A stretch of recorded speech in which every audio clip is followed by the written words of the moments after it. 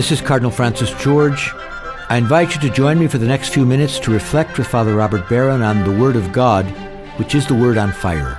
Word on Fire Catholic Ministries is a non-profit ministry at the forefront of Catholic evangelization, using new media to spread the faith on every continent. Father Barron challenges us to open our hearts to the Word on Fire, which is God's word of love for each of us. If our hearts are open, the Lord can change and transform us so that we might speak with love about the one who is love. The global benefactors of Word on Fire, with the support of the Archdiocese of Chicago, now present Word on Fire. Peace be with you. Friends, hope is in the air. Not just because it's Advent, Christmas is coming, but because Pope Benedict has written an encyclical letter on hope. And our readings today for this third Sunday of Advent are all about hope. You know, there are natural virtues. I've spoken to you about them before: justice, prudence, temperance, fortitude. These were recognized by Aristotle and Plato and Cicero. They come through reason and habituation. Any reasonable person can acquire them and practice them. Okay, and the Church has always embraced the natural virtues. But above and beyond these natural virtues are what our tradition calls supernatural or theological virtues. These come not through reason and practice, but through the inrushing of grace. Only when grace comes rushing into your life are you imbued with these virtues of faith, hope, and love. So I want to talk about hope. The readings are filled with this theme today. What is hope? It's the theological virtue by which our lives are ordered toward heaven and the things of heaven as our ultimate good. Let me say that again. Hope is the theological virtue. It comes from the inrushing of grace. The virtue by which our lives are ordered toward heaven and the things of heaven as our ultimate good. Hope is that virtue that pushes us beyond this world and its struggles and conflicts and directs the gaze of our soul to a finally transcendent fulfillment. Does hope eschew the goods of this world? No. It affirms them. There are lots of goods in this world, but it knows that the ultimate good, the final good, lies in a transcendent realm beyond this one. You know, it's most important to note, and Pope Benedict says this very clearly in his encyclical, that hope, this theological virtue, is not the same as optimism. You know, we talk about pessimists and optimists, and well, we prefer optimists to pessimists. Well, optimism is just that worldly attitude that says all will be well, or things will be fine, things will work out. It's a kind of upbeat assessment of the situation here below. You see, friends, here's the grim truth. From a purely worldly or natural perspective, the right attitude is not optimism. It's pessimism. How come? Well, look, in the long run, every one of us is dead. It's true. In the long run, everyone's dead. In the long run, every one of our projects and plans comes to dust. In the long run, nothing in this world finally satisfies us. Ooh, bad news, pessimistic. Well, yeah, okay, but tell me one thing that's false about it. You know, I probably shared with you before this image from the great German philosopher Schopenhauer. He said, here's an image for life. There's a man on a raft that's going down a very swift rapids. He's got a stick in his hand and he tries desperately to stave off the rocks and to keep this raft afloat. Down and down it goes into ever more dangerous situations. He's desperately staying on top of it. And then finally, he goes over the waterfall to his death. That's an image of life, Schopenhauer says. And what's wrong with it? What's incorrect about that image? There we are in this kind of flimsy raft. We're staving off our various fears and failures and difficulties. And at the end of the day, every one of us will go over the waterfall. The pessimists, in a worldly sense, have it right.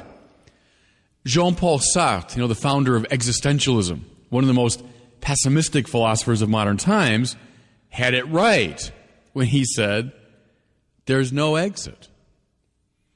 There's no exit from this life. I mean, we're stuck here in this negativity. There's no way out. I mentioned before, one of my great heroes is Bob Dylan. Bob Dylan, consciously playing off of Sartre, says in one of his songs, listen, there's no exit in any direction except the one you can't see with your eyes. Now that, I submit to you, is a biblical voice. That's the voice of someone who is not optimistic, but hopeful. Let me say it again. There's no exit in any direction. Bob Dylan here is agreeing with Sartre. In a worldly sense, there's no way out of this. Except the one you can't see with your eyes. What is the exit? What is the way out? What is the avenue of hope? It is something supernatural. It's a transcendent good that goes beyond all the limits and frustrations of this world. Okay? With these ideas in mind, with this basic distinction between hope and optimism in mind, let's take a look at this lyrical, beautiful reading from the 35th chapter of the prophet Isaiah. It's our first reading for this Sunday. Listen. The desert and the parched land will exult. The steppe will rejoice and bloom. They will bloom with abundant flowers and rejoice with joyful song. He goes on.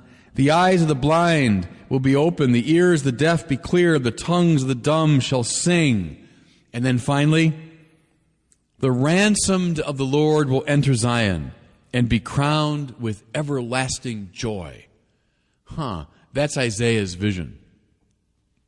Beautiful, lyrical. Yeah, it is. Think especially for desert people like Isaiah and his contemporaries, this vision of the desert blooming. I've seen it, by the way. You go out to Arizona, and if the rain falls, you get a sort of a monsoon rain. Suddenly the desert will just bloom with flowers. It's gorgeous. It's beautiful.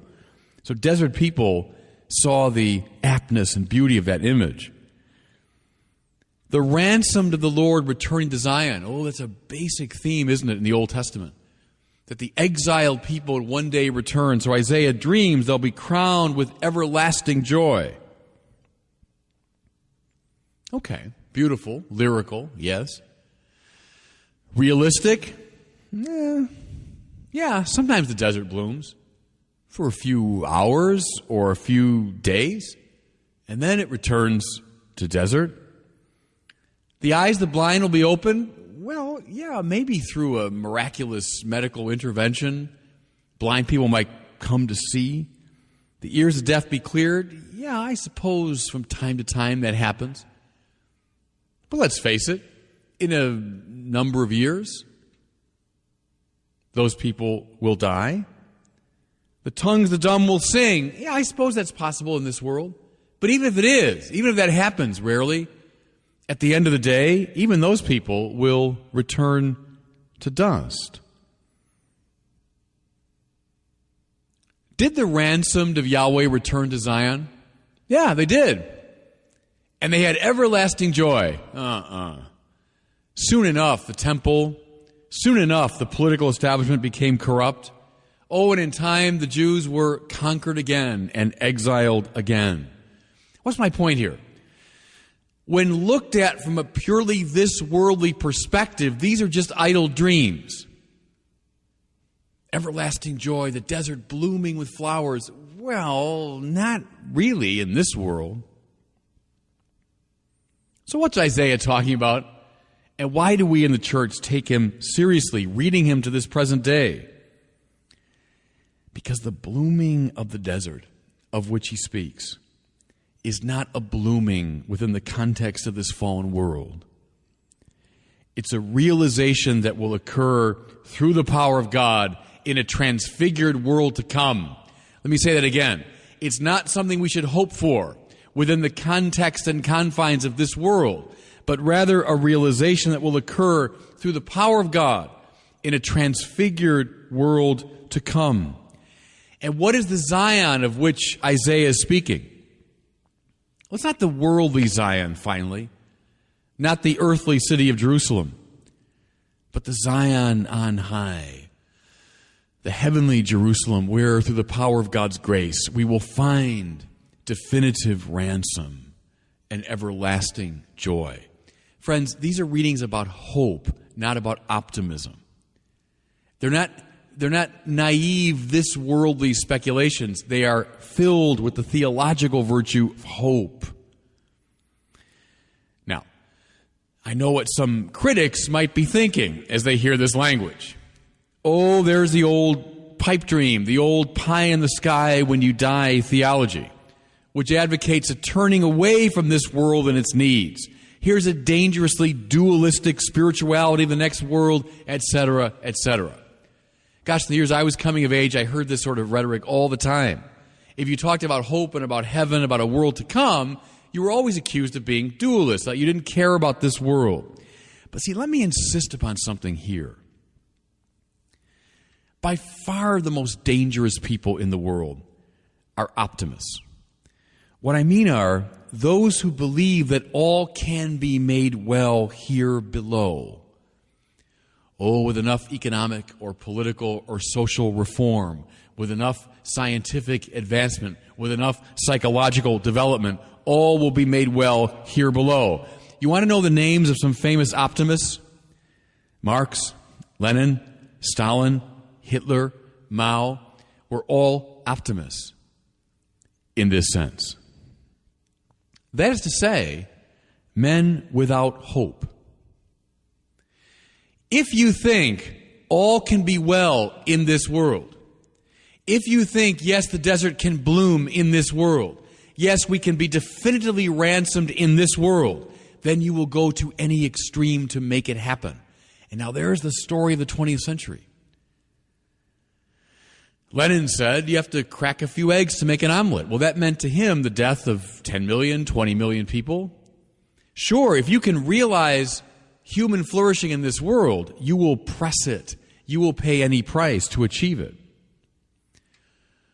Who were those, perhaps ironically, paradoxically, who did achieve the greatest social reform in the last century? People like Martin Luther King, Dorothy Day, John Paul II. Optimists? Nope. People of hope? Yep. People who believed, who looked to the transcendent fulfillment. And they were the ones, ironically, paradoxically, who effected the most powerful social change here below. The letter of James, our second reading, says, "Be patient, brothers, till the coming of the Lord.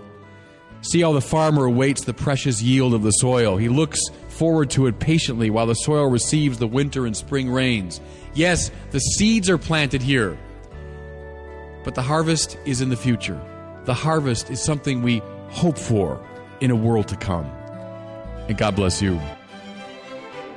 I hope you were moved today by the Word on Fire. I pray that together we might become a people on fire with love for God and neighbor here in Chicago and wherever these words are heard. Until we join Father Barron again next week, I'm Cardinal Francis George, and I pray that God will bless you and those you love.